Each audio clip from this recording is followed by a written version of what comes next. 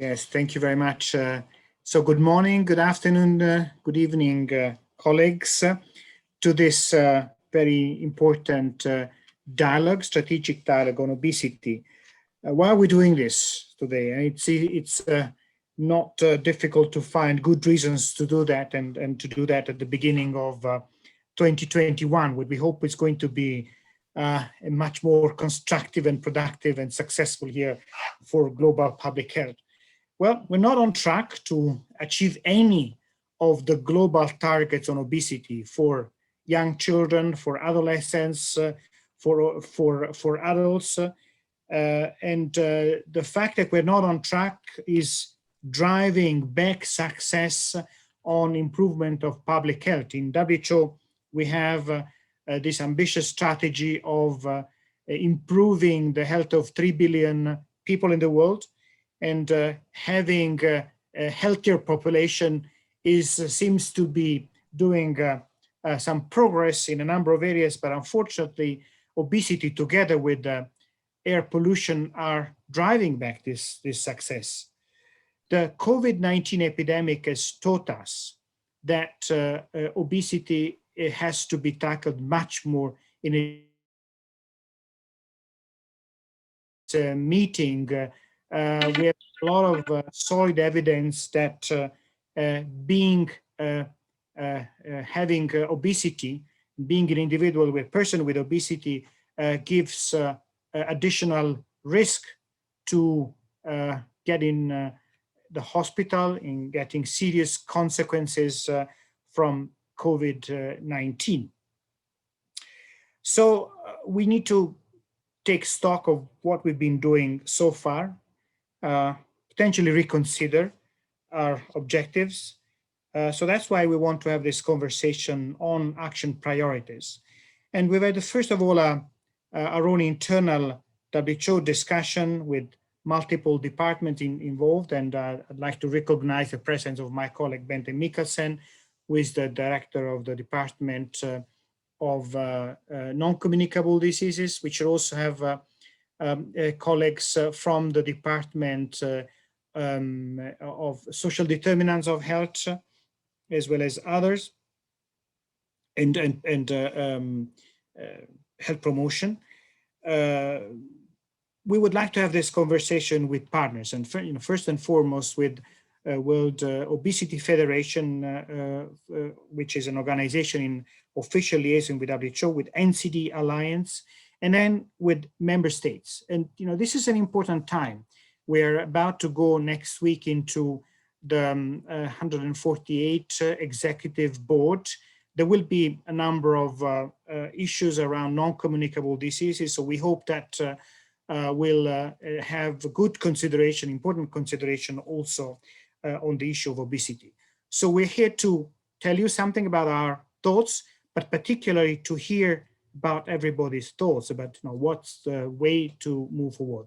This is the first opportunity. We wanted to have this first opportunity as early as possible in the year, but there will be multiple, and we want to organize multiple opportunities this year. So thank you to the colleagues of World Obesity Federation, and then over to you, Joanna. Thank you so much, Francesco. I'm Johanna Ralston, and I'm CEO of World Obesity Federation. And I just want to thank everybody for joining today for what's, we think, an incredibly important and a milestone in our work together. World Obesity Federation, we are a membership organization. So when I say we, I mean we and our fantastic members, many of whom are represented today, the Obesity Society, Obesity Action Coalition, our colleagues from India, from Chile, the Chilean Obesity Society, Obesity Canada, so European Association for the Study of Obesity. We've got a wide range of organizations that are involved in this, many from the Pacific Islands and the Caribbean, where obesity rates are in fact the highest in the world.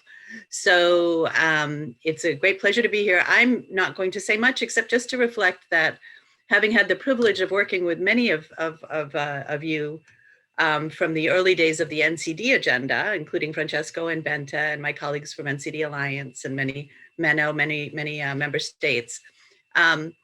We do recall that obesity was certainly understood to be a significant problem in the 10 or 12 years ago when we were building up to the first concerted action around non-communicable diseases. But we've learned so much more since then. So obesity was not included in the original 4 diseases or 4 risk factors that were made up the 4x4. It was indirectly included in unhealthy diets, but we understand that obesity is much more than just that, and in fact is a disease as well as a risk factor. It's becoming increasingly apparent and requires action on multiple fronts.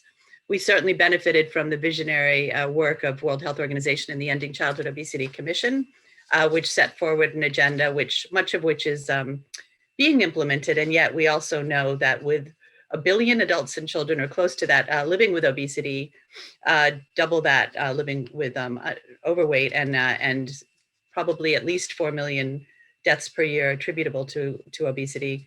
There is much more that needs to be done. And in fact, obesity needs its own prioritization.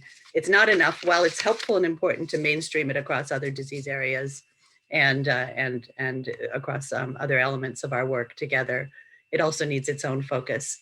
And so that's very much what we're talking about today. And I think that, as Francesco said, COVID showed us that obesity we need much greater understanding and prioritization of obesity, independent of its association with other diseases and as a risk factor. And that's part of what I hope that we can discover today. We'll be hearing a fantastic presentation from our colleagues who've done a Cochrane review around obesity. And we'll be hearing from people living with obesity, which I think is something we just want to note. And again, most recently, WHO hosted a meeting for people living with NCDs, spearheaded by Bente and Svetlana and others, in which we had a number of people living with obesity from all over the world, showing that this is a challenge in India as much as it is in Indianapolis. So it's a cross-border issue. With this, I will turn the floor over for a brief presentation from my boss, our president of the World Obesity Federation, Professor John Wilding. Thank you. Thanks very much, Johanna, and hello to everybody. It's a great pleasure to speak to everybody today. I know it's different times of day for you all. I come at this from the perspective not only as president of World Obesity Federation, but also as a physician and I've spent a lot of my career treating people with obesity, supporting them, and treating many of the complications of obesity. And I think the COVID-19 pandemic has really brought this into sharp focus, how living with obesity is not only a risk factor for well-known conditions like diabetes and heart disease and cancer, but also for some of the more serious infectious diseases, and particularly for COVID-19. And I know we're going to hear a Cochrane review on this, so I'm going to try and make this introduction fairly brief. But what I want to do is emphasize the importance of this from a global perspective. There's no country in the world that's affected by this, and that I really do think that we need to think about our strategies both for prevention and improving access to treatment for people living with obesity, if we're going to really move forward into a post-COVID era in a better position than we came into the COVID era. So if we could have the next slide, please.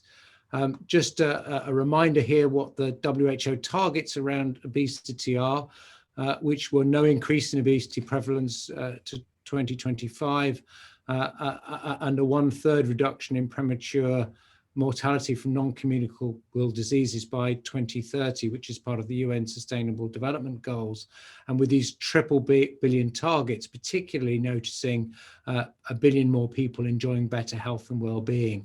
And I really do feel that unless we do something to tackle obesity, we have got no chance of meeting these very ambitious goals.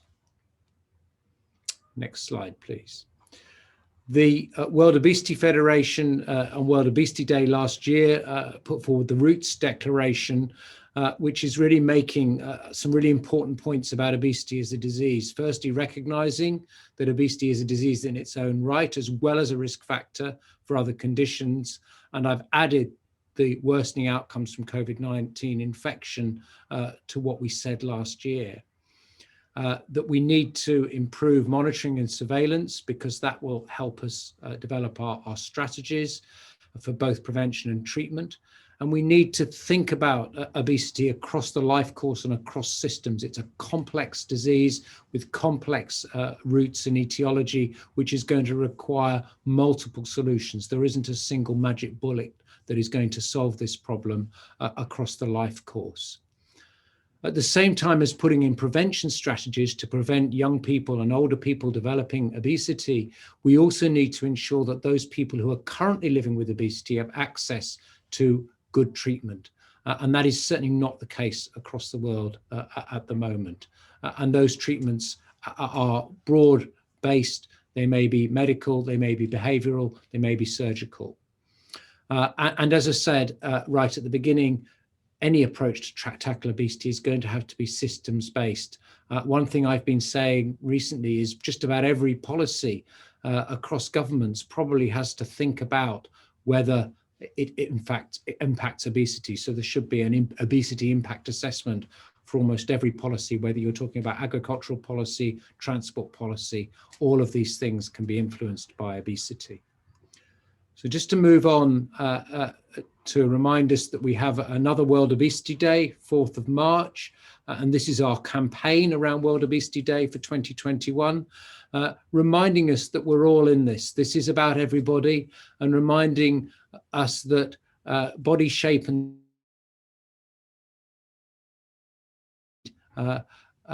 support, and we have to do this together. And this policy and the policies that we develop will have to be all-inclusive for that reason. Everybody needs everybody. I'll move on to the next slide. Just to highlight a few points, and this is really the taster for, I hope, what we're going to hear next about the Cochrane review. So I'm going to try and go through this very briefly because I expect many of you know some of this already. We're at a point now with COVID-19 where we have over 85 million documented infections worldwide. Close to 2 million people have died from this infection, and there is no part of the world that is not affected. We have evidence that obesity not only increases the risk of developing the SARS-CoV-2 infection, but more importantly, that if you do develop that infection, the risk of developing a severe infection, ending up in intensive care and dying is more likely if you are living with obesity. And we also have to remember that there is a significant proportion of people who do not recover quickly from this condition, even if they recover. And there's some work going on to look to see whether that might also disproportionately affect people living with obesity.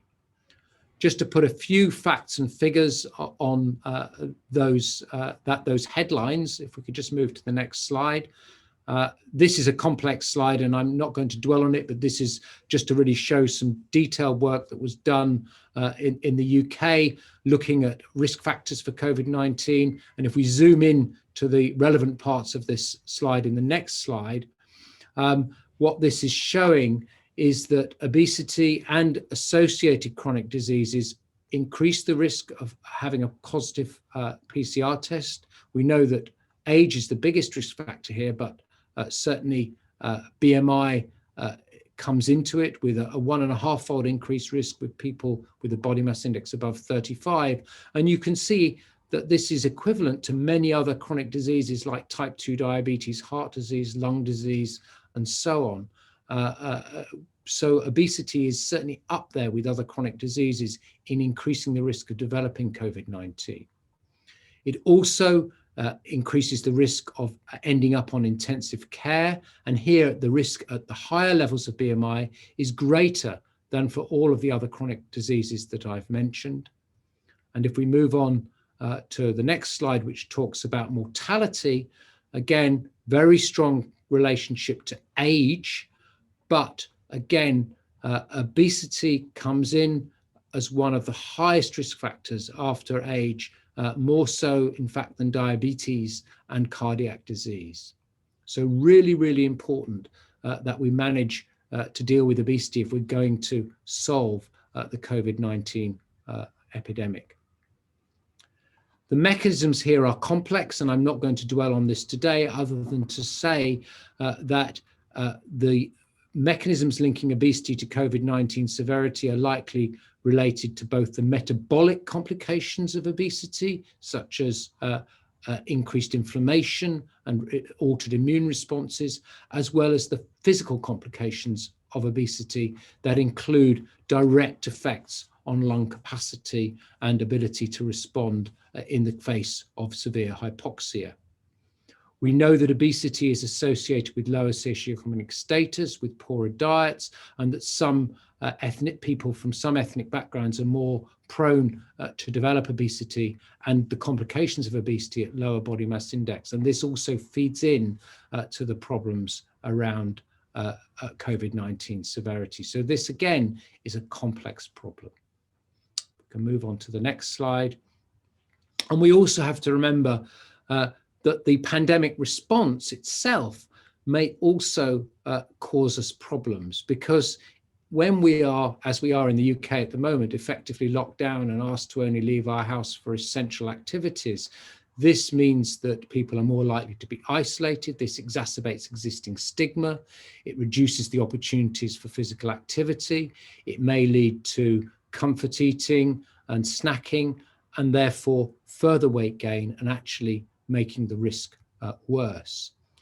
Economic effects are likely to again increase the risk of obesity developing, lack of food security, increased use of perhaps unhealthy foods in the face of lockdowns, and then reduced access to healthcare. So people are not being supported. Obesity clinics, bariatric surgery is often being stopped as one of the first responses to the pandemic. It's one of the first medical services to go, whereas we could argue that perhaps it should be the last to go.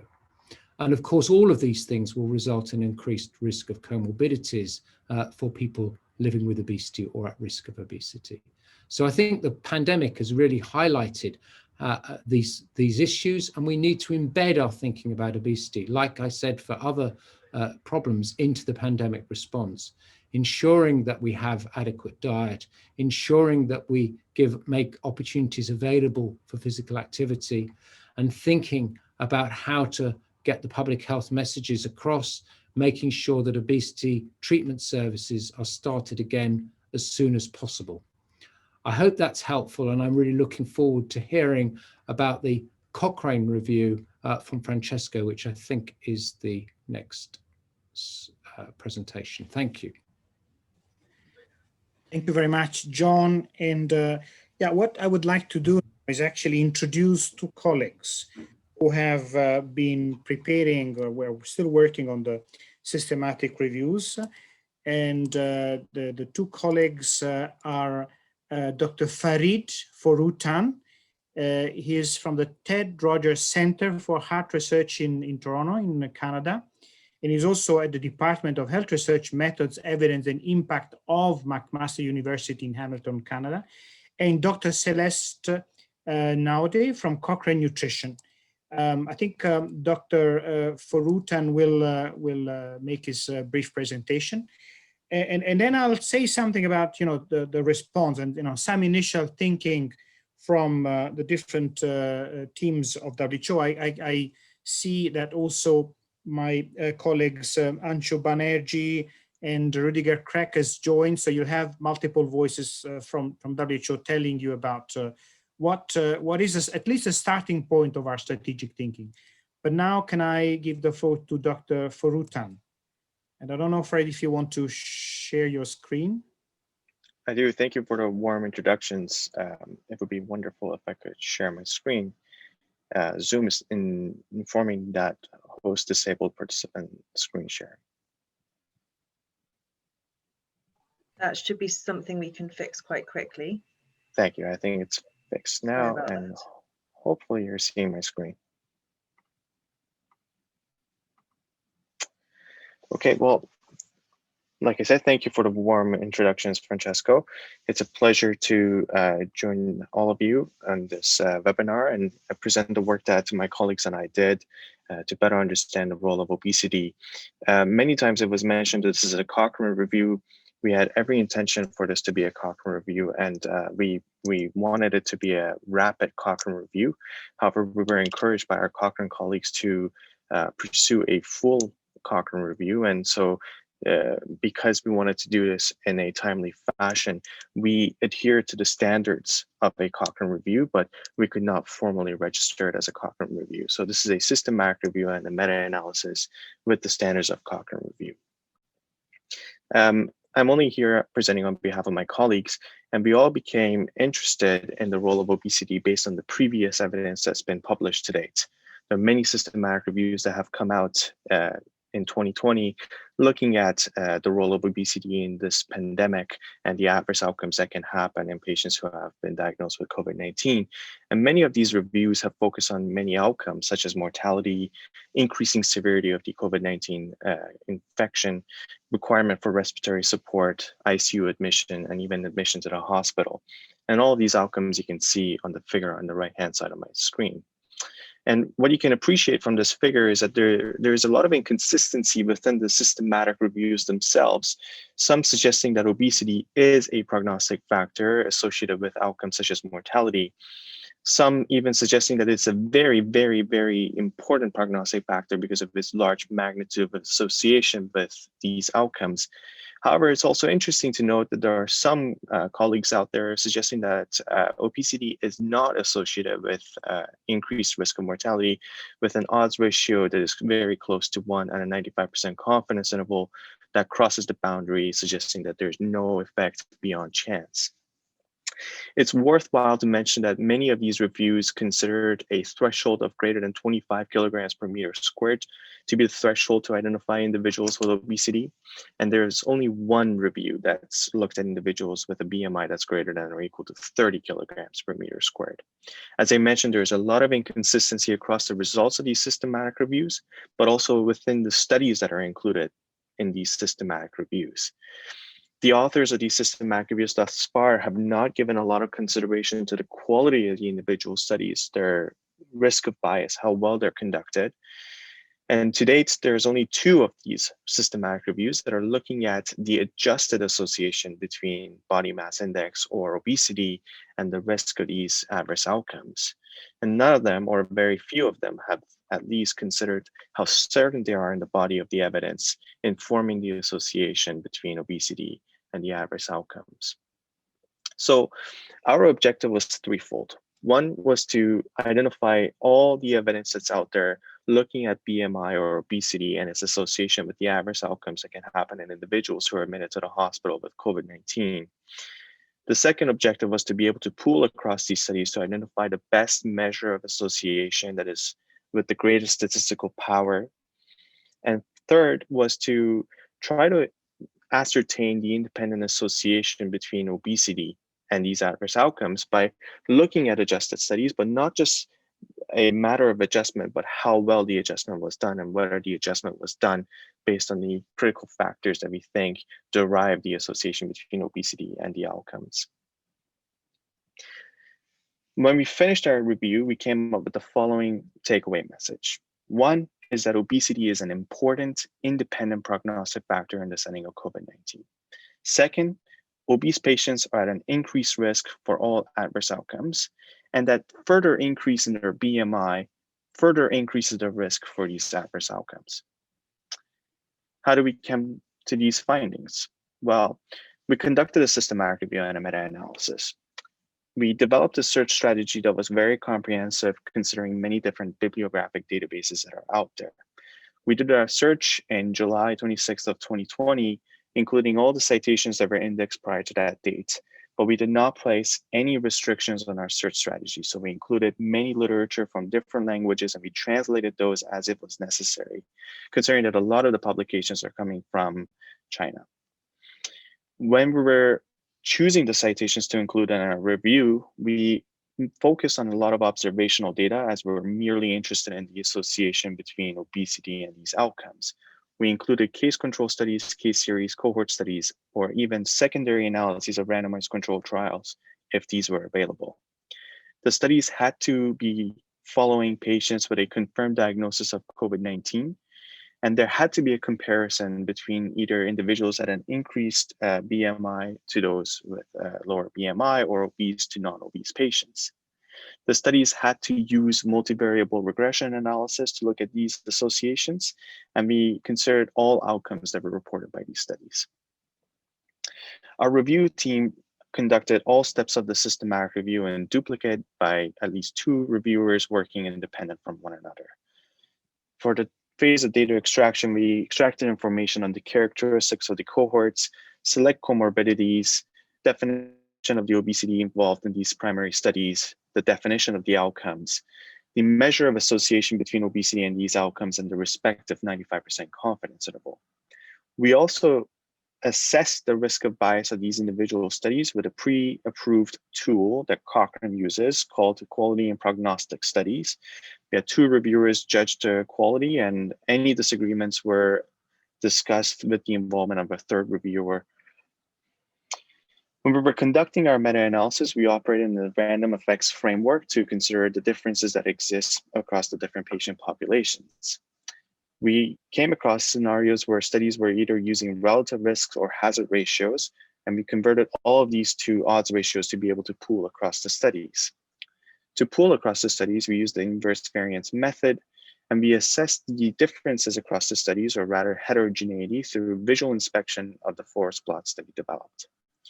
Our review only focused on 2 subgroup analyses. The first one was to compare the studies that we judged to be at high risk of bias to those that we judged to be at low risk of bias. And the second was to compare the studies that met our adjustment criteria, adjusting for critical factors such as age, sex, history of hypertension, cardiovascular disease, and diabetes, to those who did not adjust for these factors.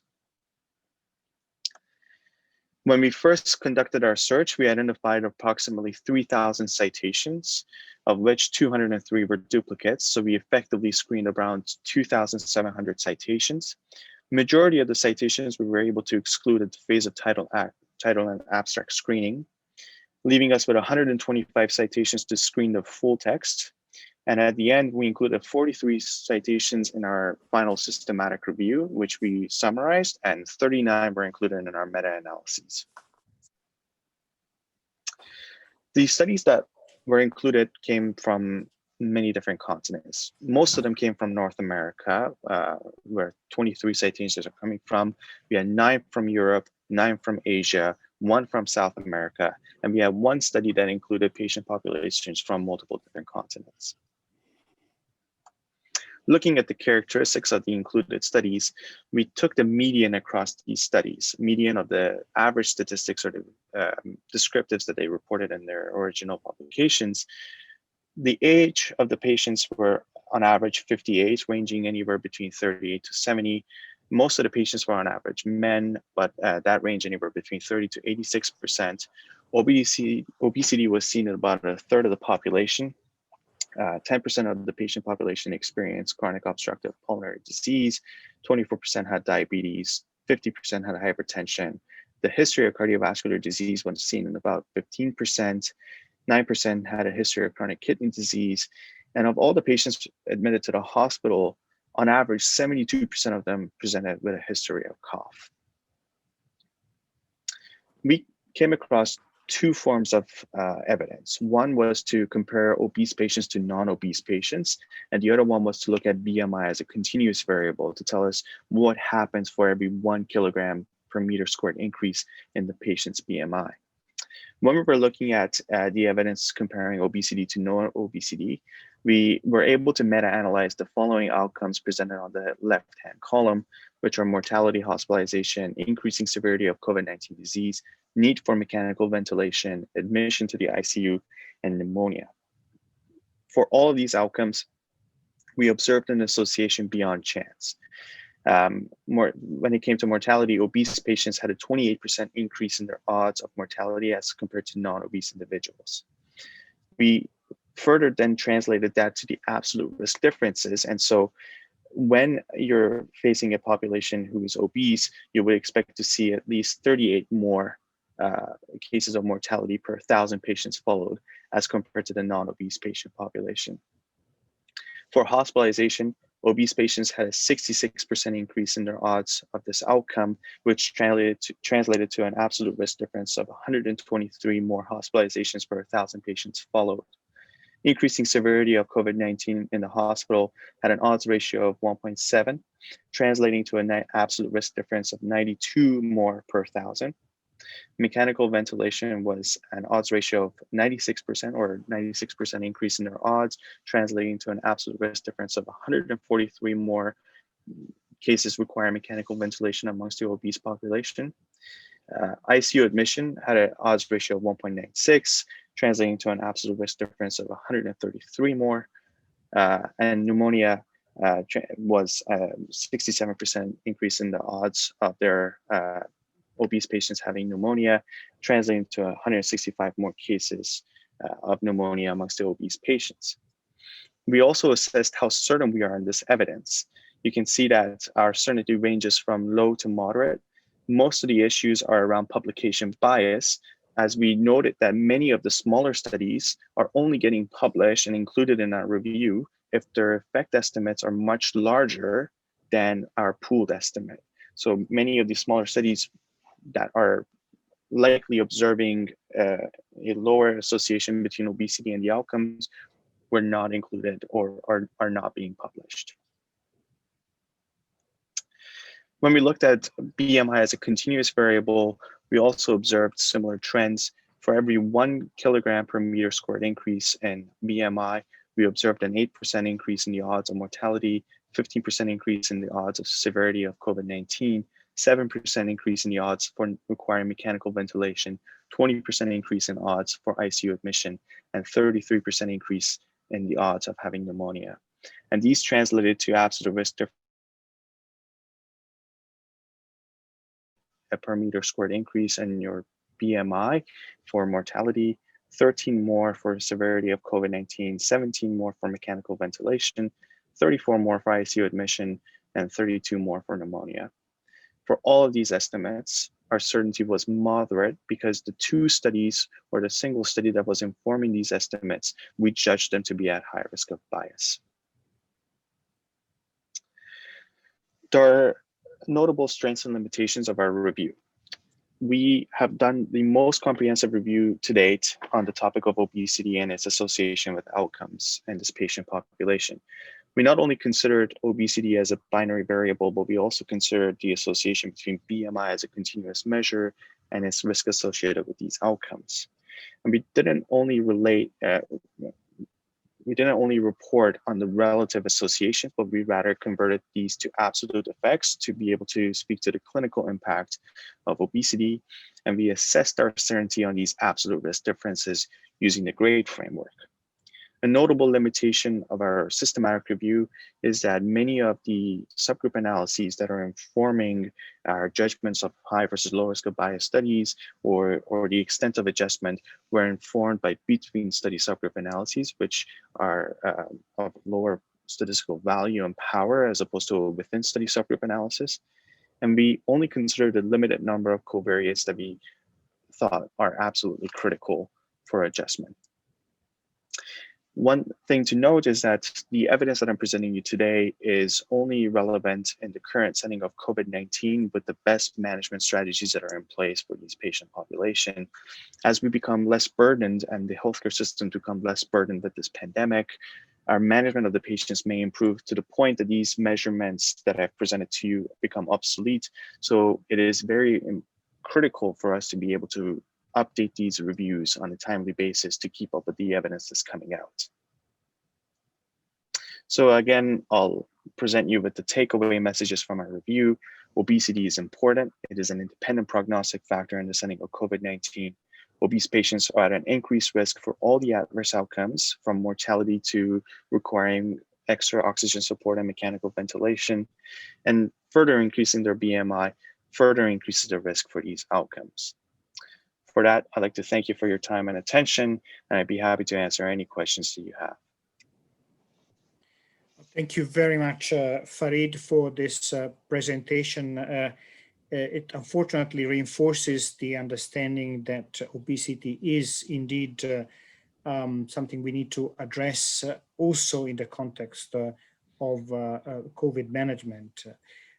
So yes, I think there will be many questions. We've planned the session in a way that will condense all comments and questions in one lot in a few minutes time. What I would like to do now is tell you briefly what WHO is thinking at the moment about its a reaction and its response to strategy to obesity. So let me share my screen with you, and I'll start, and perhaps my colleagues to complement what I'm saying. We are organized with what we called an output delivery team. So we have multiple departments working on obesity. So this is our current thinking. As Joanna was saying, the Ending Childhood Obesity Commission left out with a number of important recommendations in 6 areas. But perhaps what we're doing now is we're picking some of those areas and particularly trying to scale them up. And these areas are early prevention, food environments, work on physical activity that Rudiger hopefully will tell you about, but obesity management. And then on top of it, we have added the stream of work on obesity and COVID-19. So first of all, early nutrition, and our colleagues in maternal and child health, Dr. Banerjee and Dr. Delmans might also add on that. Maternal nutrition and antenatal care programs. So really starting very early, antenatal nutrition counseling to help gestational weight gain and protect against gestational diabetes for mothers and overweight and obesity later in life for the child. The initiative to promote and protect exclusive breastfeeding in the first 6 months and beyond. The work on promotion of appropriate early and complementary feeding in infants, the new guidelines that WHO is providing and the new initiatives on that. Public food procurement, which is actually, this publication is going to be launched tomorrow, to acknowledge really governments have an opportunity to provide healthy diets through their public procurements, and first and foremost in school. And so school food standards are going to be extremely important. Again, on food environment regulations on marketing. This is not only on marketing breast milk substitute, but on marketing of food for infant young children. And on this, there is a collaboration with UNICEF, and I think my colleague Joe Jewell from UNICEF is going to tell you in a minute about that. Labeling to inform consumer choices is going to be important, but also to stimulate favorable compositional changes by food producers. Taxation of sugar-sweetened beverages is again another area that might influence the food environment. This is a collaboration with colleagues in health promotion based on a lot of very good, solid and successful practices in several countries. We now have 74 countries who are implementing sugar sweetened beverage taxation. The work on management is started this year through the development of guidelines for obesity management in children 2 to 19 years old, looking at different areas for interventions and as a component of primary health care and community-based interventions. Perhaps I'll ask my colleagues to complement. Rudiger, perhaps you want to say something about physical activity? Yeah, thank you, and a very good afternoon and evening to all of you. Thank you, Francesco, for giving me the floor. Just very quickly, on physical activity, we all are less physically active, about 30% in the last 30 years. and therefore we have just launched the new WHO guidelines on physical activity, which show that actually every step counts. This doesn't only mean our sports activity, but really our physical activity. And that has a lot then to do also with our public transport systems, for instance. How much do we actually walk? How physically active are we in daily life? Do we take the stairs or the elevators? And the latest evidence shows us that different from the thinking before, which clustered physical activity in 10-minute at least time slots, where we said you have to be 10 minutes or more physically active,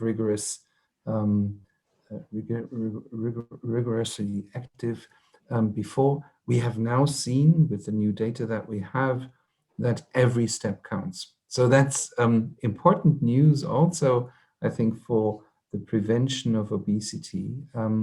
The other is, let me just quickly say a word on the taxes on sugar-sweetened beverages. Indeed, Francesco, you mentioned it. It's a collaboration between our two teams, where we see that if we're increasing the price of sugar-sweetened beverages, there is a decrease in consumption, and actually people are choosing alternatives. It also shows that the producers and the companies that do not only own the sugar-sweetened beverages, but also others, are switching from one beverage to the other, which is good news in that as well. Perhaps I turn back over to you, Francesco. Thank you, Rüdiger. Allow me to have another couple of minutes to ask perhaps Bente Mikkelsen to come in, because the NCD department has been leading on the establishment of a diabetes compact, and clearly prevention and management of obesity is going to be a very important contribution to addressing diabetes. Bente? So first of all, thank you for organizing this. I think I have had few other questions during all the speeches the last 8 months about COVID-19 than on obesity.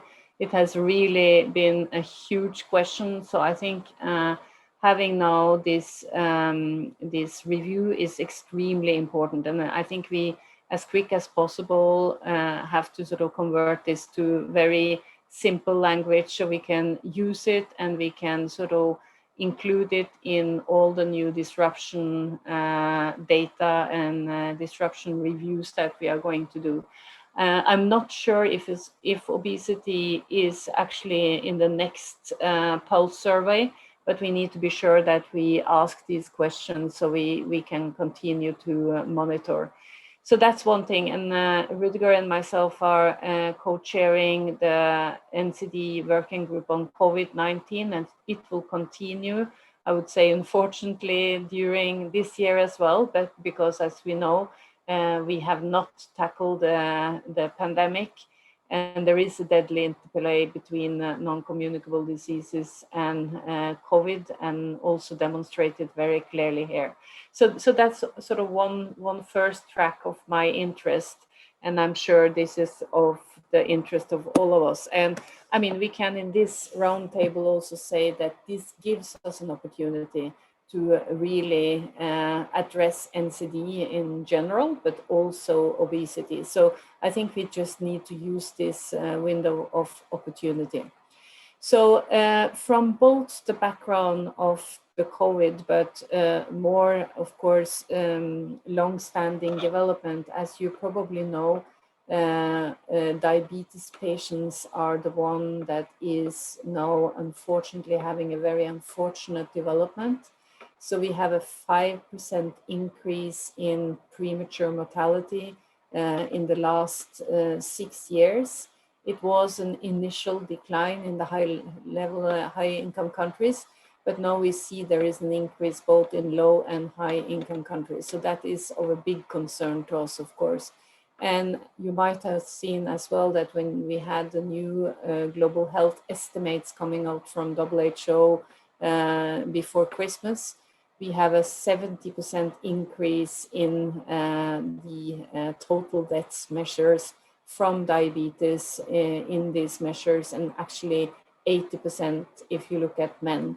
So these are now 3 factors that leads into a global diabetes compact. And the last one, and not the least one, is that it's 100 years since Banting discovered insulin.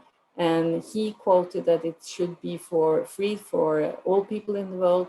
We know that only 50% of those who need insulin actually have access. So we have discussed with Francesco that we want to, we are not going to take over the work of everybody. We need to now set global targets, both for treatments, and also we wanted to use targets for prevention. So we have discussed that to link this with an initiative on obesity would probably be a very, very good way of addressing diabetes, since we know the relationship. So this is still under development. We have agreed with the University of Toronto to have diabetes summit at the highest level on the 14th of April. And we will see how we can use this opportunity to flag the relationship and use, I would say, obesity as an example of prevention and the strong need for prevention to prevent against both actually the development of those who is unfortunately getting type 1, but we can by prevention support the longevity and also the development of this disease, but of course also the type 2 diabetes. So thank you again, and very happy to be with you today. Ben, and just to conclude, the work stream on obesity and COVID is not only about obesity as a risk factor, but actually trying to see what kind of special measures need to be taken. And so we would like to contribute to the next edition of the clinical care guidelines for COVID. And would like to thank the World Obesity Federation for connecting to the members of the organization that have been actually working in clinical care on this issue. But having said this, I'd like to stop here from the WHO point of view. And I'm really very happy that UNICEF in its new strategy has taken up so seriously the work on obesity. And we're partnering with UNICEF, but I'd like to ask Joe Jewell to tell us what their vision is. Over. Thank you very much, Francesco. And let me just share my screen, confirming that everyone can hear me. Yeah, I can see Francesco nodding. Can you see my screen now? Is it sharing? Nope. Not yet. I'm clicking share screen. There we go. So it should come up. There we go. Great. I'm going to go full screen. I hope not to take too much time in this presentation, because I'm very keen to hear the discussion and contributions from everyone, but echoing the thanks of the to the organizers for bringing us all together. And it's great to see so many colleagues and friends on this call. And yeah, taking the opportunity to share our vision and approach to preventing overweight around the world in different regions where we're working. I mean, put quite simply, we had the opportunity in 2019 to launch the State of the World's Children, and that really was an opportunity for us to communicate a new narrative around the changing face of malnutrition. It was the first time that our flagship report on the State of the World's Children had addressed nutrition in 20 years, and obviously in the intervening 2 decades, really the face of malnutrition had changed beyond recognition. And the way we summarized it in that report was that millions of children are eating too little of the foods that they need, and millions of children are eating too much of what they don't need. And it's that sort of change and transformation in the global food supply and food environments in which children are living that is really driving this changing face of malnutrition. We did want to be positive and solution oriented. So what we also concluded was that when healthy options are affordable, convenient and desirable, that people are empowered to make healthier choices. But the current food environments do not support this. And that is why we need to see these policies and actions that Francesco mentioned, the WHO recommend, actually implemented more widely in countries. And really the consequence of these unhealthy environments are that overweight and obesity is spiraling in lower middle income countries in a way that we hadn't seen before. And the consequence of this is that it is lower middle income countries that are bearing the greatest share of all forms of malnutrition. And it is a strategic shift for UNICEF to be working on the prevention of overweight and obesity. But really, as Francesco mentioned, our new strategy is committed to working on all forms of malnutrition. But we need to do that in lower middle income countries in a way that is mindful of this triple burden of malnutrition that still exists, that we need to do no harm with existing actions. So we need to actually look at the way in which we are currently addressing undernutrition to see that that is not doing any harm. We need to look at the opportunities to retrofit or redesign existing actions to be double duty. And WHO has done an excellent job at thought leadership around what double duty actions are. And I think we can work a lot on that to scale up those actions. But of course, there are a number of points that are needed to address specific risks for overweight and obesity that we also need to lay the foundation for work in many low middle income countries. So we do have a new nutrition strategy that runs from 2020 to 2030. And our vision is a world where all children, adolescents, and women realize their right to nutrition. The goal of this strategy is to protect and promote diets, services, and practices that support optimal nutrition. And I wanted to just spend a moment talking around the scope. So it is committed to addressing all forms of malnutrition. And when you read the strategy, you will see that there are a number of explicit points that work in relation to the prevention of overweight and obesity, or work through double duty actions to prevent all forms of malnutrition. And it is also a universal vision and agenda relevant to all countries. So whilst our footprint and the impact of our work is often felt most greatly in low middle income countries, children's rights are universal. And we also consider that UNICEF has a voice and influence in high income countries to ensure that children's rights to adequate nutrition are fulfilled.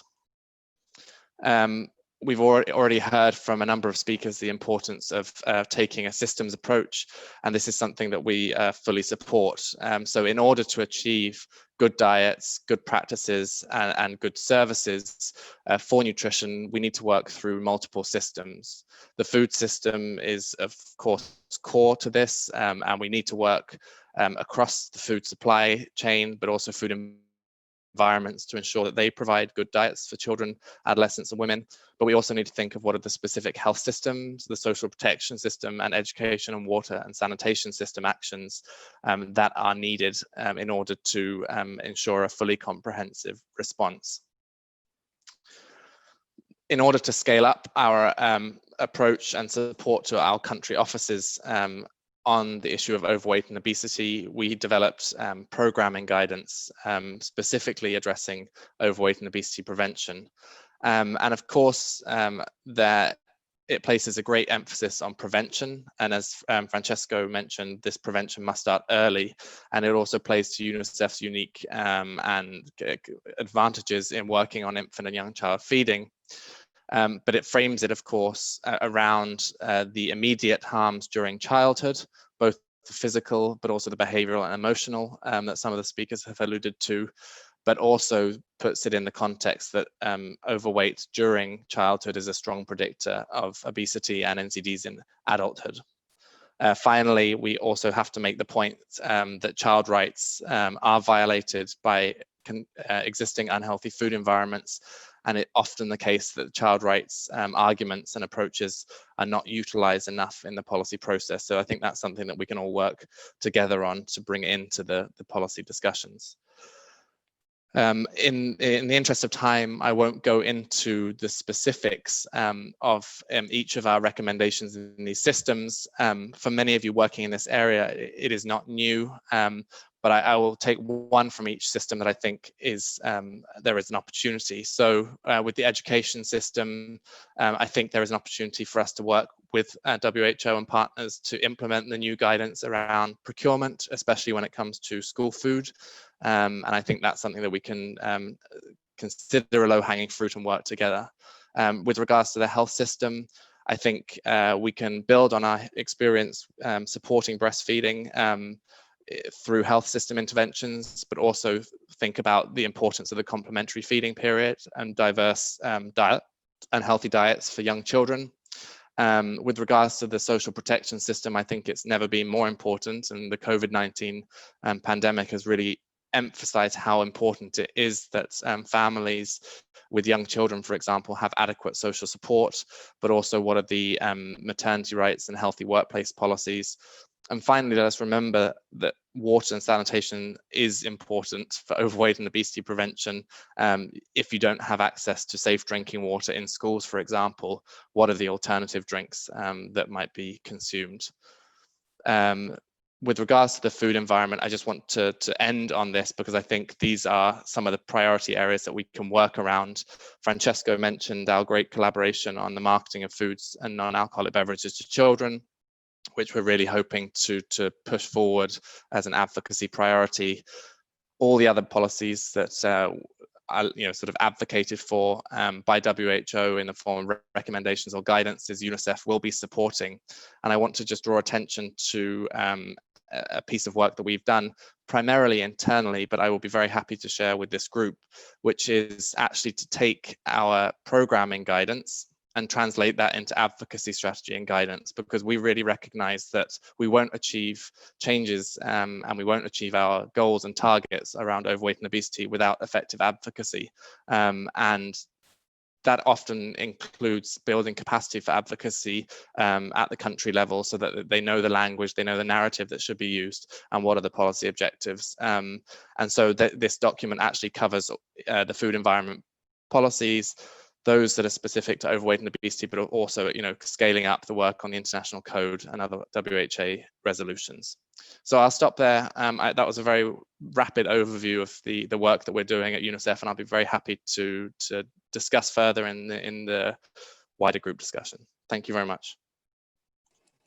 Thank you, Joe, and congratulations. I'm really pleased that we have such a remarkable strategic alignment, and we look forward really working with you on that. So next step is really to give you the floor, and particularly I'd like to recognize the presence of several representatives from member states, France, Finland, UK, Barbados, Thailand, Canada, Mexico. It's a first group. We didn't want to invite everybody at the same time, but this is a group of countries that have had its own experience in leading on obesity policies, but also would like to hear your views on what WHO, UNICEF, World Obesity Federation are saying in terms of priorities. So I'd like to give the floor to you first, and we would then like to hear from a group of civil society organizations that are also participating. You know the rules by now, so I'd like to ask you to raise your hands, but I can also perhaps call some of the colleagues I know that are. So who wants to break the ice? Perhaps can I ask Sirpa to break the ice from Finland?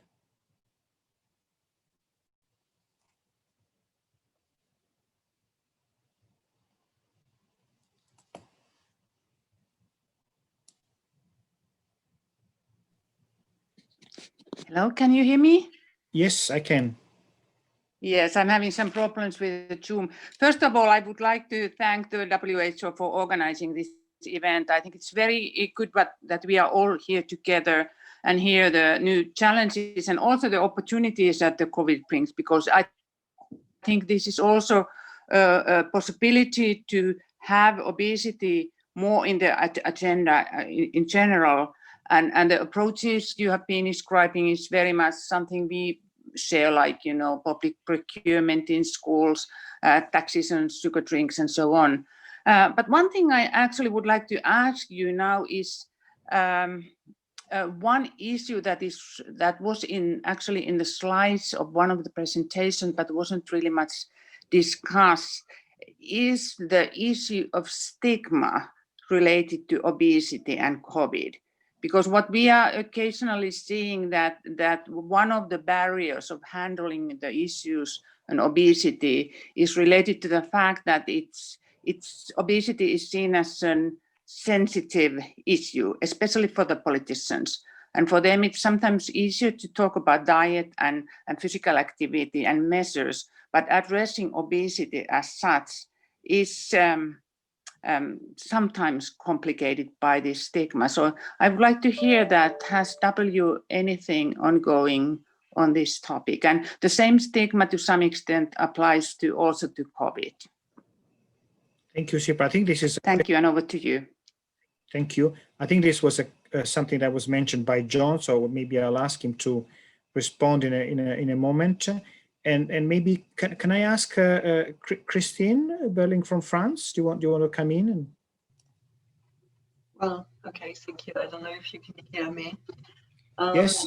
Well, yeah, thank you very much. I mean, this was a very rich presentation, and what you see is that we find the panel of activities that we're all trying, I mean, to conduct into our national, I mean, nutrition and public health, I mean, plan actually.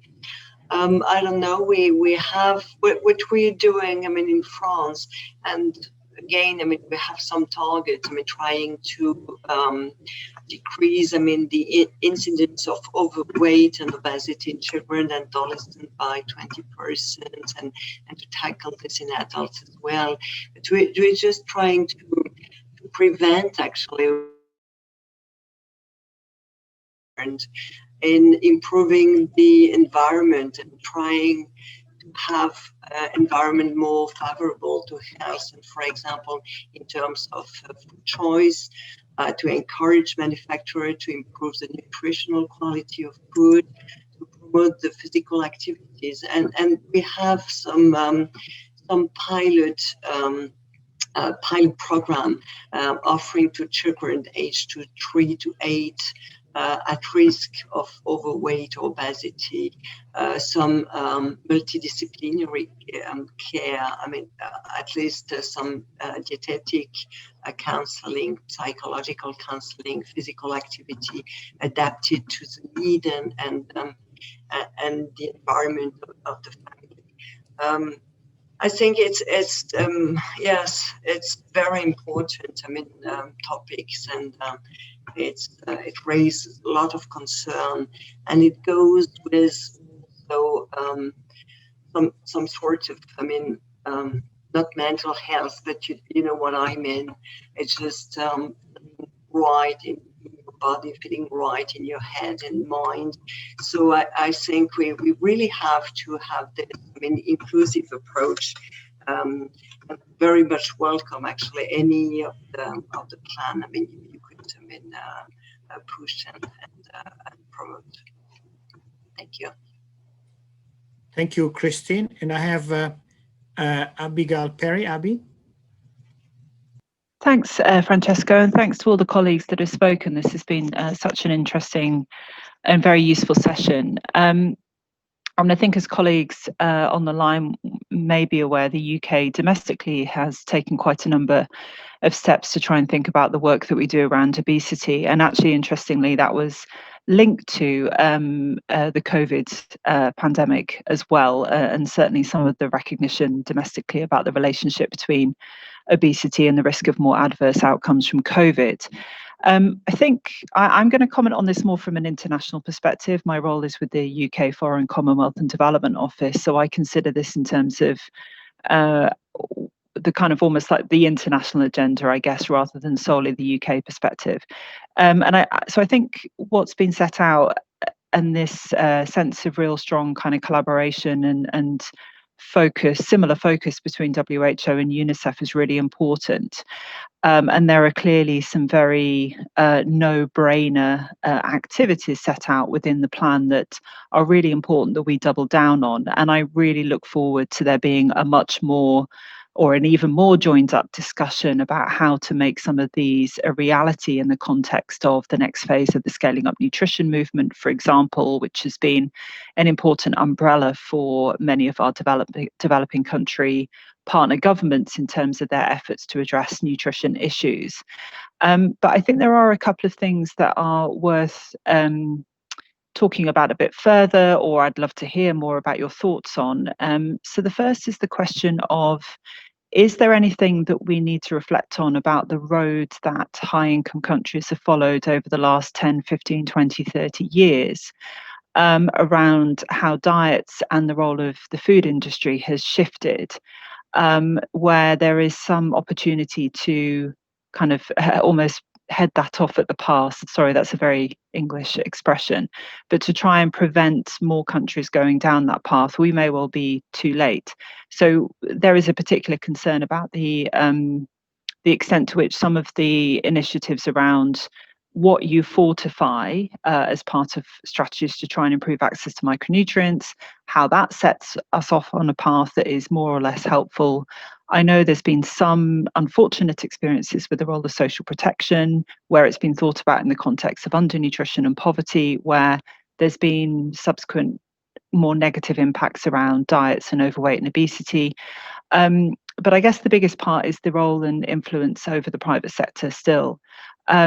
So that's one thing, is what do we still need to learn a bit from that about how we work across this problem? The second part is I would really love there to be further discussion about what we can do around what influences policies in reality. We've made an awful lot of progress around sugar taxation. It's a brilliant step forward, but the pressure of industry is still extraordinary. Anybody who's been sitting in on the CFS Food Systems Voluntary Guidelines process will be very well aware that there are still some very, very strong voices about what matters when it comes to what we protect around the food system. And I think this part of the story is so important to consider, because when we come back to the question of kind of stigma and sense of individual responsibility, I think the only way we can go around that is to recognise the fact that we have a system that doesn't work very well for people to be able to have healthy diets in lots of different ways, and industry still is playing an important role in that respect. So that's a big question, but it would be interesting to hear what thoughts there are, or what scope there is to dig a bit more into that, because it does feel like a really significant barrier to us trying to move forward on some of the policies that are going to be really impactful in terms of shifting the environment in which people consume. And then the one very final thing I would say is that, and I've said this in other forums, is just how we can ensure that we're building a narrative that helps us to progress the undernutrition as well as overweight and obesity agenda, in particularly obviously in developing countries, in a proportionate way. I think we always end up with one swinging towards one direction or another, and I know there are a few colleagues on the line who are also very interested in this idea of how do we have a narrative that gives appropriate attention to all forms of malnutrition and helps to join that up into the future in a really meaningful way. And again, massive thanks to WHO and UNICEF for the steps being taken, because having two such key voices and actors on this issue, bringing their own kind of house together, is an enormously important first step. Thanks. Thank you, Abby. A lot of very important questions. I hope we're able to address them in the conversation. But I'd like to call in other member states, and particularly perhaps I can see Maria Joao Gregorio from Portugal and Jimena Ramos from Canada. Your countries have been particularly active also in this, and I wonder whether you want to give your contribution. Maria Joao, do you want to come in?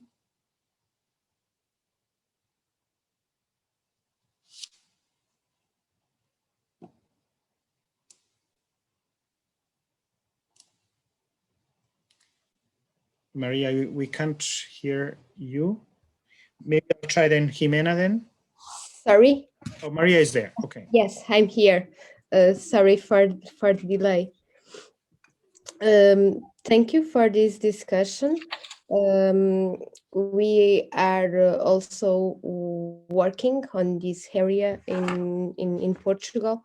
We are now trying to assess how nutrition care were impacted during the COVID-19 pandemic. We will conduct a survey in our healthcare services to try to analyze the impact of the pandemic in healthcare for obesity patients. So I would like to share this with you. Thank you. Thank you. We'll look forward to receiving your data and information. Jimena, do you want to come in? Sure. Can you hear me okay? Yes. Great. So thank you so much for the invitation. In Canada, we have been prioritizing obesity for a number of years. And as you know, Canada is a leader in terms of nutrition labeling and policies related to obesity prevention and healthy nutrition for the population. Canada also recognized obesity as a chronic disease in 2015 with the Canadian Medical Association declaring obesity as a chronic disease back then. As you know, Canada is composed of 10 provinces and 3 territories, all which have their own governments. And so now the work is in terms of implementing at the provincial and territorial government to implement obesity as a chronic disease. This year, 2020, I forget that it's already 2021. In 2020, we published new Canadian clinical practice guidelines for the management of obesity. And in 2022, we'll be publishing the new Canadian guidelines for pediatric obesity management. So lots of activities in Canada and a lot of effort on also reducing weight bias and obesity stigma through the work that Obesity Canada does and with other partners across the country. So thank you for the invitation. Thank you, Jimena. But I don't see the name. Camille? Francesco.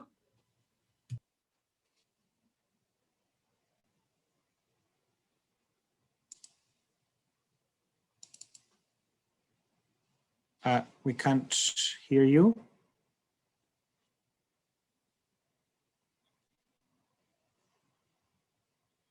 Okay, maybe there's a telephone connection. Sorry, because I don't see the camera there.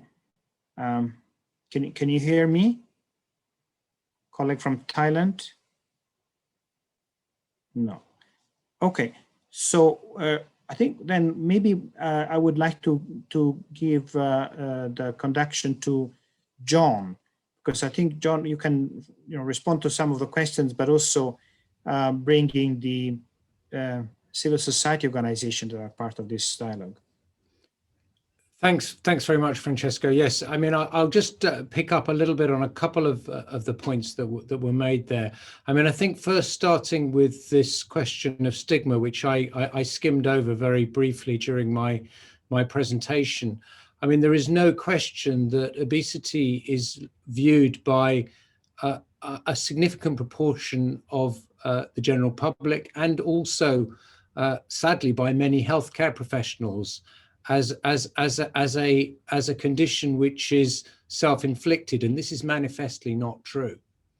This is a complex disease which, like other chronic diseases, non-communicable diseases, has genetic and environmental components, and we've been talking a lot about the environmental factors that have led to this worldwide very rapid increase in the prevalence of obesity over the last 30 years. And that's clearly, the underlying risk is partly genetic, but the change that has occurred over the last few years is clearly environmental in nature. And of course, this stigma means that there has been a lot of pressure from if you talk to healthcare professionals, and also this is true of politicians, to expect people to follow advice to just simply eat less and move more without really providing a recognition that this is not something that they can do easily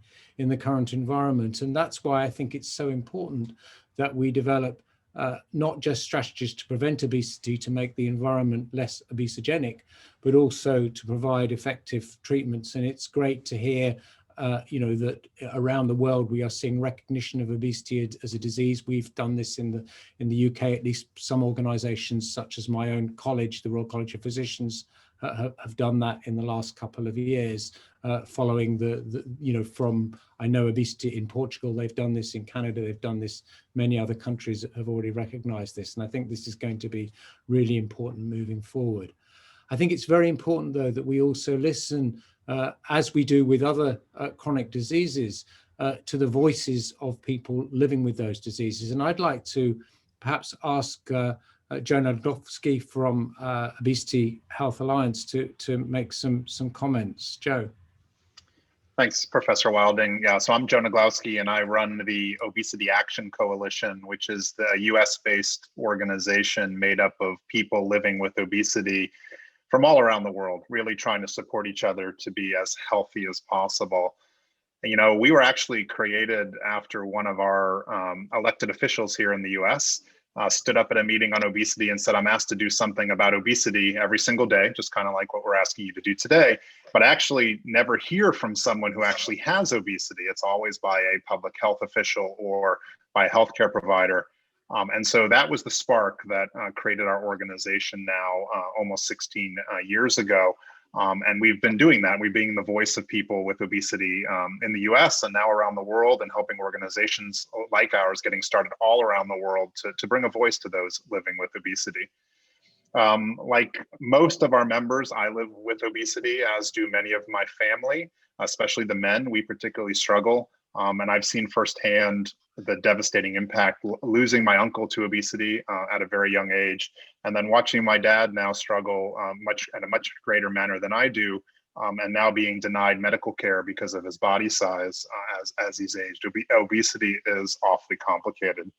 I don't want to be too repetitive to what Professor Wilding said, but I do just want to emphasize that obesity is challenging. And I think one of our greatest challenges is that obesity isn't often what the public think it is. It's definitely not about making bad choices or lack of knowledge, right? Many of us make the right choices, or at least the same choices that you might make, yet we still struggle. I definitely see myself in this group. And that's why it's important that we recognize obesity as the chronic disease it is, and not some simple mistake or failure of willpower. As Professor Wilder mentioned, it has these genetic underpinnings and interacts with our environment. And we have to recognize that any kind of solutions will come at the societal level. We really need to make the healthier choice the easier choice and provide access to real care. Creating a system where the healthy choice is the easy choice that we've heard about already today is key. And then, of course, making sure our healthcare systems are set up to give people the help they need is equally important. We have to prevent obesity and then help those who already have it. And we need both together, because if we simply prevent obesity, we're going to have all these people who already live with obesity. If we simply treat obesity, we're going to treat those folks, but then they're going to return to the environment, continue to have those struggles, and regain their weight. And we're going to get caught in this cycle. So that's why it's important that we do both. I also will just have to say, and this is something that's particularly challenging here in the US, and I know around the rest of the world, there are many people who will wake up today and say, today I want to do something about my weight. But navigating that system, getting coverage, getting to see appropriate healthcare provider, getting the appropriate care is almost impossible in many places. And of course, this is also something we haven't talked about today, complicated by the fact that in many places you see all these illegitimate, non-evidence-based treatments for obesity that actually push people into the wrong kind of care. They're not based on evidence, and unfortunately, these are allowed to exist in too many places around the world, including quite often here in my own home country. Since it was mentioned earlier today, let me take a minute to talk about stigma and bias. And I just like to remind all of you, and I know that you know this in your hearts, that every time we talk about statistics of obesity, 10% of people, 20% of people, 30%, 40%, whatever your percentages in your country, recognize that each of those people is a real person. And, and one of the mistakes that I think we talked about learning from high income countries, and one of the mistakes I think that high income countries made was in making obesity bad, we made the people with obesity bad. And this is a mistake I would encourage you not to repeat, and try not to repeat around the rest of your world, around the world. We are not going to solve obesity by stigmatizing the people who struggle with their weight. I know it's sometimes we think that we did that with smoking and that it helped people to reduce smoking, but I will tell you, every statistic I've ever seen and every study I've ever seen says if you stigmatize someone because of their body weight, they are more likely to gain weight, not to lose weight. So one of our solutions has to be, we have to address this issue of stigma. We have to make obesity bad, but not the people with obesity bad. Just like we've made cancer bad, but not the people with cancer. People with cancer are not considered bad. They're considered worthy of our empathy and our compassion. We need to do the same with obesity. And one way I think we can do that, and this is an encouragement to all of you, is in the language that we use. And so I would challenge you to adopt people first language when it comes to obesity. We don't say people with cancer are cancerous. So therefore we shouldn't say people with obesity are obese, okay? They have obesity. And so let's be careful with that language, because if we want obesity to be treated as other conditions, same as other conditions, we need to use the right kind of language. Now, with that being said, it is awfully hard to do. I just asked you guys to challenge you to do that. I will admit it took me 2 years to work that word obese out of my vocabulary when I used it unintentionally. I still remember the last time I used it incorrectly, and I've learned from it every single time moving forward. So it's not going to be something that's going to happen with a snap of our fingers, but it will happen over time. So I do want to just end here and thank all of you for this opportunity. I will say, and because it was mentioned earlier too, as seeing COVID as both a risk, and obviously the data we saw today was extremely alarming, right? And we have to protect those who live with obesity from COVID, but also an opportunity, right? So COVID actually has created an environment where the people with obesity for the first time may see as themselves having a condition that may harm them today, not just one that was going to harm them a decade from now or 5 years from now. And so shouldn't we make sure that our system is set up actually to help those folks today, not wait for 5 years or 10 years or the health of people living with obesity. So on behalf of the hundreds of millions of people around the world living with obesity, thanks again for all your work and attention to this important issue. Thanks, Joe. So that was Joe from the Obesity Action Coalition based in the US. I'd now like to turn to Ada Kavas. Now, Ada is a physician based in Chile, and she treats people with obesity, and she's part of our clinical care committee. So I'd be interested to hear your views on this, Ada. Thank you for the invitation. Well, as you know, in Latin America, we have a very high prevalence of obesity in many countries. And unfortunately, some countries have the double burden of undernutrition and obesity that make more difficult the situation, such as in the management of COVID-19.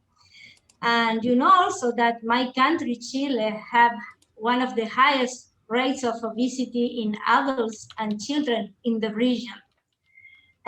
So for that reason, since 2016, preventive intervention have been implemented in my country, such as food labeling, sugar beverage taxation, and also restriction for TV advertisement in the school and other things. And until now, we have positive results that have been shown by surveys showing a decrease in the consumption of these black label products. So we are okay with the prevention, but in terms of the treatment of obesity, we need to work much more. Actually, in Chile, we don't have local guidelines for the management of obesity, despite that more than 70% of our population have overweight and obesity, and we don't have local guidelines. Regarding the aspect that was mentioned before, we have partial coverage for the treatment of obesity, and that is mainly in the private system. In Chile, 80% of the population is in the public system, and that group is the group of people that have more obesity and more severe obesity. For example, for medication, the public system is not covering the treatment, and in the private system, the medication for obesity are just covered for people that have another disease that justify prescribe this medication. For example, for people with type 2 diabetes, that is okay, but it's not enough. People with obesity need also the treatment. In regarding bariatric surgery, the same things. In the private system, that is 20%, that is about 20% of the population, they cover just part of the cost of the surgery in people that really need it, according with the international recommendation for bariatric surgery. And in the public system, it supposedly should be covered, but it's very, very a small amount of patients that have this opportunity in the public system. And another challenge, very important in my country, is that most of the patients living with obesity are managed by GP. That is okay, but the problem is that this GP have a very basic and very insufficient training in obesity, and they are managing this patient living with obesity. So that is another problem. Our healthcare professionals are not prepared, are not trained, even in the postgraduate training in internal medicine residents and even in endocrinology. Well, in the medical schools, it's obviously less. So for that reason, in the last 4 years, we are doing some efforts in our country to train GP that work with people living with obesity with a SCOPE program of the World Obesity Federation that has been a very successful, but we need a national program for this. And regarding the other point that was mentioned, also we have to eliminate, at least decrease the stigma in my country, even a stigma that comes from healthcare professionals that are treating patients living with obesity. It's a very important problem that we need to solve.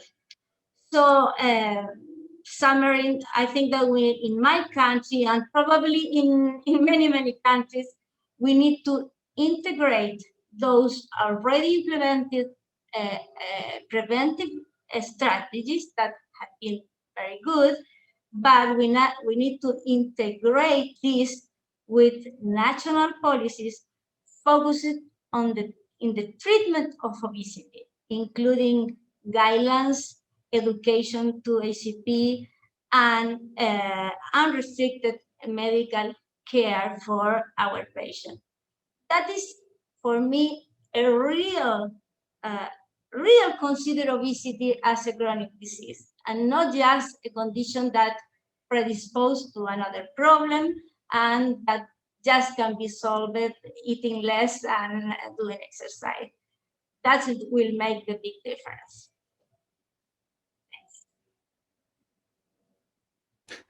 Thank you very much, Ada. So I think you're highlighting there some important points about access to treatment and inequalities that exist that may actually exacerbate existing inequalities, because in many countries access to treatment is only available for people that can afford it. And also you've highlighted a really important point about training.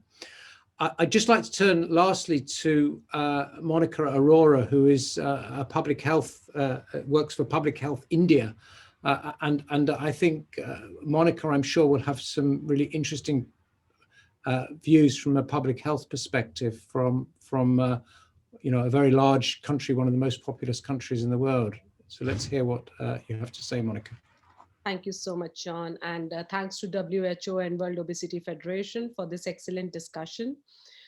So from Indian perspective, I would first like to talk that I work with an NGO called Hriday, which works on NCD prevention and control among and by youth. So I would like to bring in the perspective of how obesity among youth becomes a mental health issue as well, and needs to be tackled at not only the individual level, but the school environment, the home environment also needs to be addressed when we talk about programming at that level. Also, Hriday is the secretariat of the India NCD Alliance, which is the Healthy India Alliance. So we do work on a lot of policy issues as a part of that NGO coalition. And when the sugar-sweetened beverages were being discussed for taxation in India, the coalition did write to the committee which was taking decision to put it in the highest slab when goods and services tax were being discussed. So we were successful in bringing it into that category. But what I really like to highlight is from India's perspective, which is a country facing the triple burden of malnutrition, undernutrition, hidden hunger caused by the lack of essential nutrients, and the overweight among children and adults. What becomes important is, and many of such forums I have been saying, that syndemic approach becomes very important for a country like India, because we need to find common solutions, common messaging when we talk about undernutrition and overnutrition. Whenever we have had discussions in the government meetings, the challenge has been what should be the government message to the population, because we have to address both ends of the spectrum. So we need to look at some of these as common solutions when we are doing that programming. And that's where I think WHO, World Obesity Federation, play a very important role in bringing in best practices of how countries have dealt with both the ends of spectrum through common programming. Also, to highlight that political buy-in is definitely very crucial. We are currently at a stage where everybody does want to discuss undernutrition, but they still see overweight, obesity as an individual's issue, and governments not having a role to play in this setup. And also within the government, also there is a very siloed approach, so that multi-sectoral programming is another platform which we as a group should look at. And under that multi-sectoral programming, it is very, very is evidence-based. So research to policy action is a gap that I feel has led many of us who know the evidence, but we have not been successful in translating it into our programs and policies.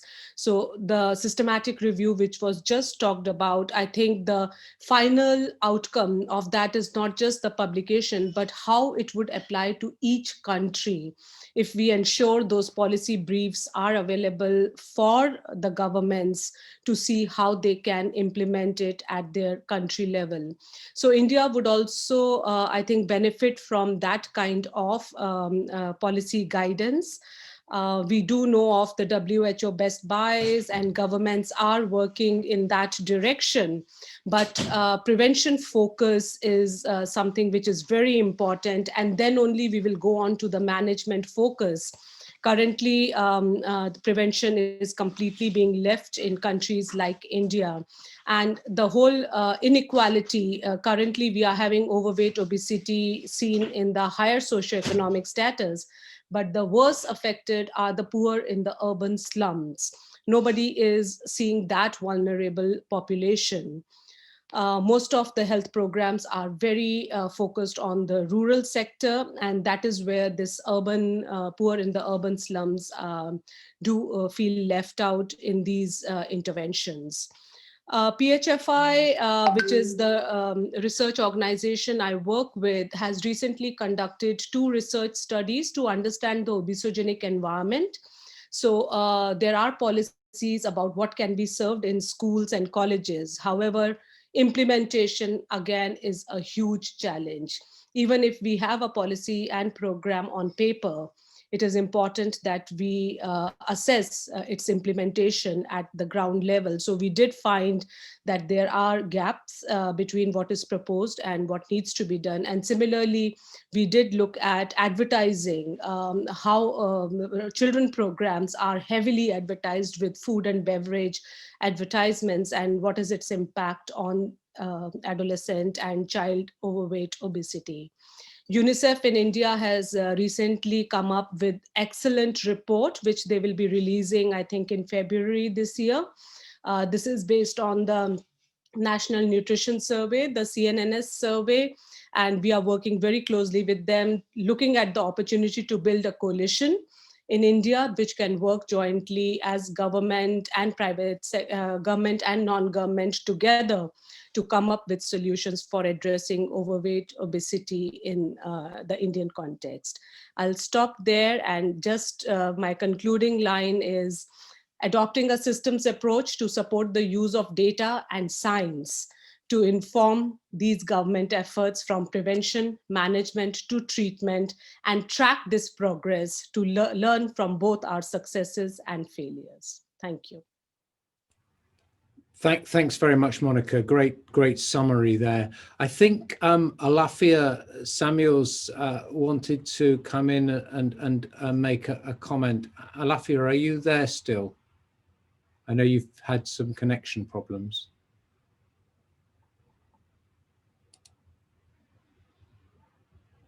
I can see you're there, but I don't know whether you're able to speak.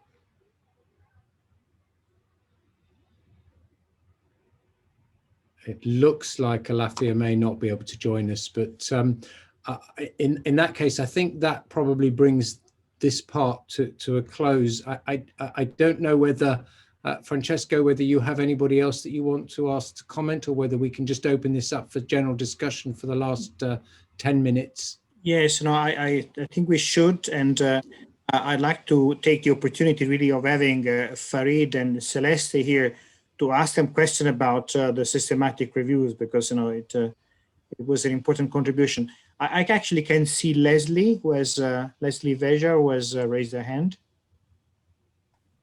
Thank you, Francesco, and thank you so much for the invitation. I'm on behalf of Simón Barquera from Mexico, and it's a very good and interesting discussion, and we do agree with all of you. And I just want to make two few comments on this. And first of all, I do agree about all the resources that the WHO and that UNICEF provide to us. They're really helpful, and we, with them, we can see all the different parts of the system that we have to change in order to promote healthy diets and to prevent and decrease the obesity rates that we do have.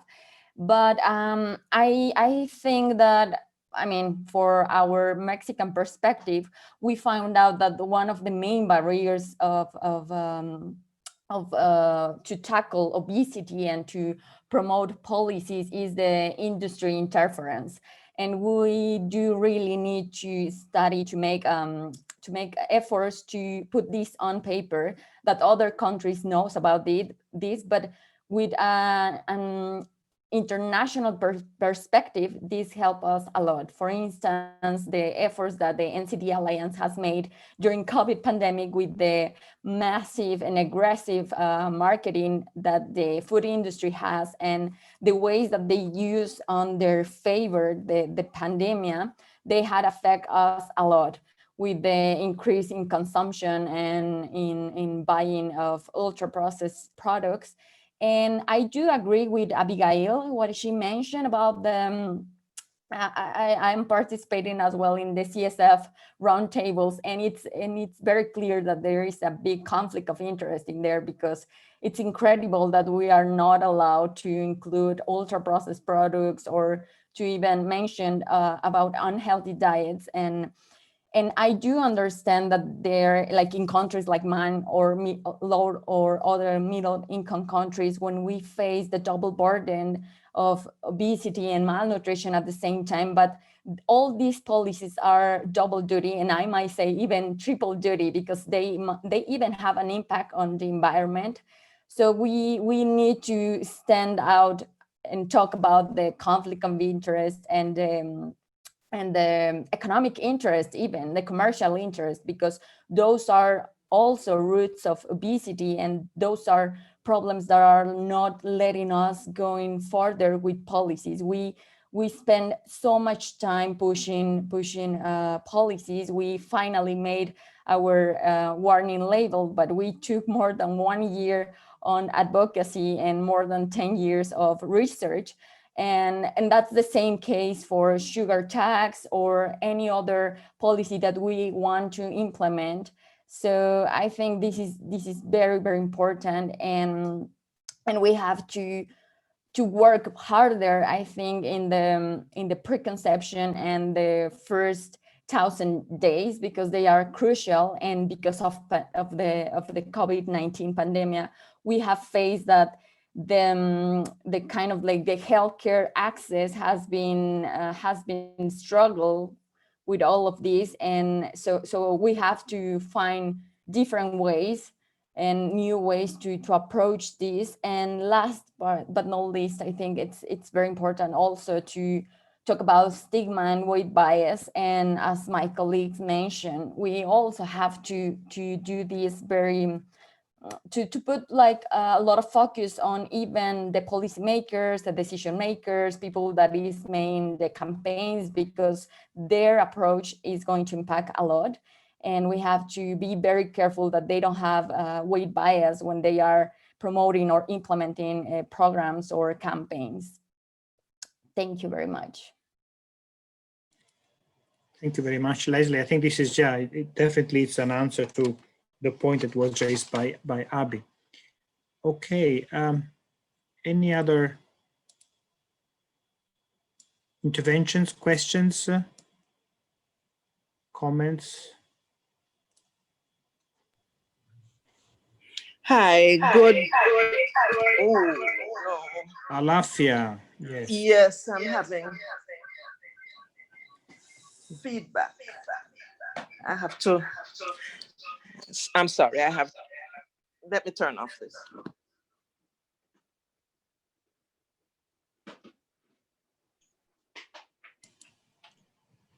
We'll put everything on mute, and so maybe you try again to speak, Alafia. Yes, hi. I just wanted to make a comment about stigma and bias, and just to remind us that it's not the same thing in different countries.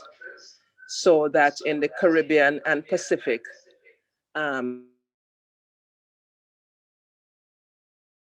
we should not introduce this concept of bias and stigma in countries where it does not currently exist. So I think we are saying that bias and stigma is not a good thing. And in some countries, we don't have as much bias and stigma as in other countries. So let's be judicious in how we promote this idea of the importance of stigma in all societies. It's not the same everywhere, basically, is what I'm trying to say.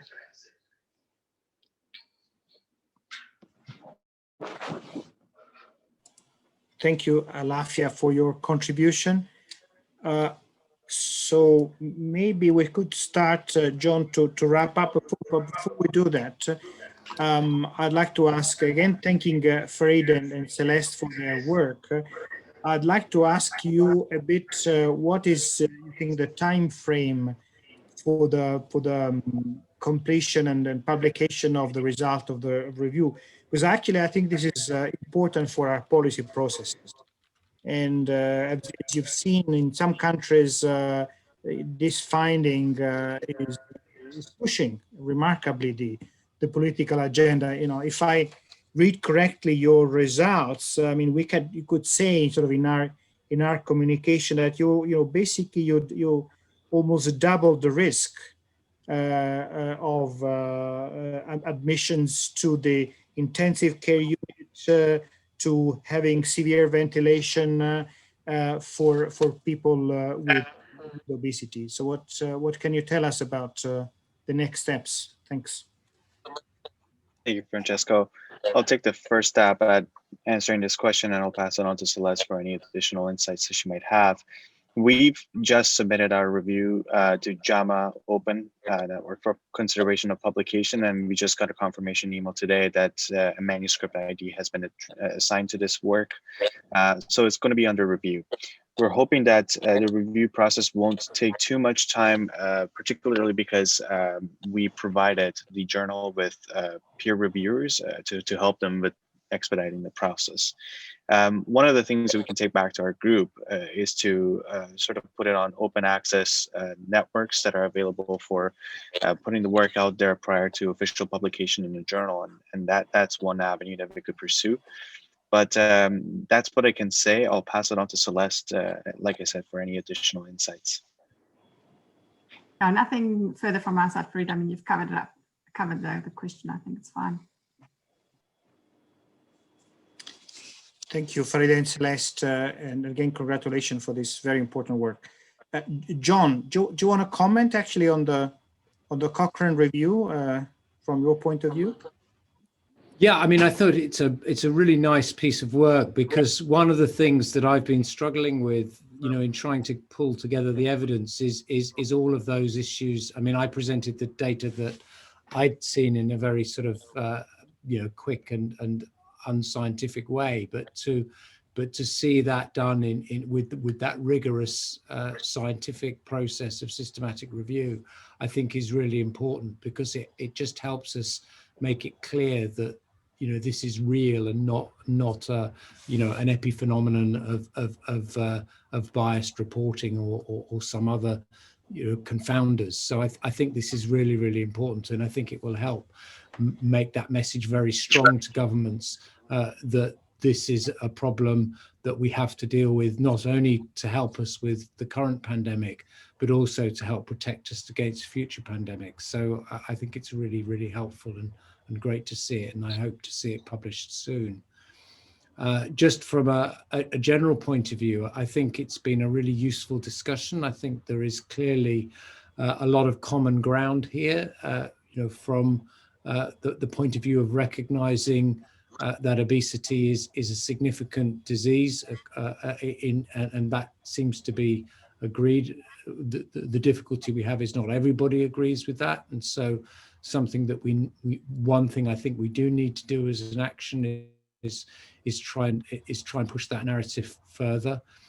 We also need to try and push the important point that both treatment and prevention have to be dealt with hand in hand, so that we are doing both aspects dealing with both aspects of the problem at the same time. And I appreciate that different countries will move at different rates and may prioritize one over the other, but I think any global approach to this has to address the systematic problem as well as dealing with both prevention and treatment. And of course, treatment becomes a lot easier if the environment is more conducive to it working. So we have to do both. And I suppose, I would go back to Francesco now and say, from a WHO perspective, what would be the next step forward? And we've got more discussion, I think, timetabled already, but how would you see us moving this forward so that we can come up with something that gives us a concerted plan for action over the next few years that really will make a difference, both in terms of disease prevention, but also importantly for people who are currently living with obesity? Thanks, John. And before I wrap up, I'd like to give the floor again to Joe, who has raised his hand. Thank you very much, Francesco. And I think it's been an extremely rich discussion. And I think the point that Abigail mentioned at the start and then subsequent speakers picked up on was really important. And I think it's a really good reflection of the challenges that we are faced with moving forward. And just a couple of points that perhaps will be addressed now in the wrap-up thing. We have a number of opportunities ahead of us. I think the WHO processes were mentioned at the start, but we also have the Food Systems Summit and Nutrition for Growth on the horizon. And I think this group here is a really potentially very powerful group of allies that we can have a discussion around what is our strategy for those meetings to make sure that some of the points that we have mentioned here actually come onto the agenda in the right way, and the narrative that we want to get across is also brought up there.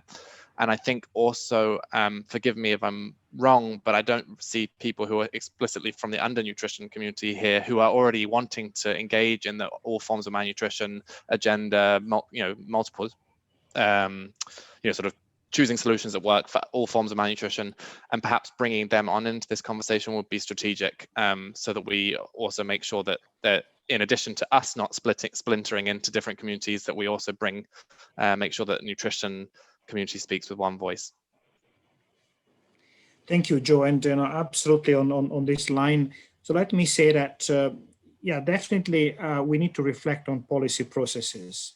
And first of all, we need to have our house in order and have all the guidance and tools ready for the work.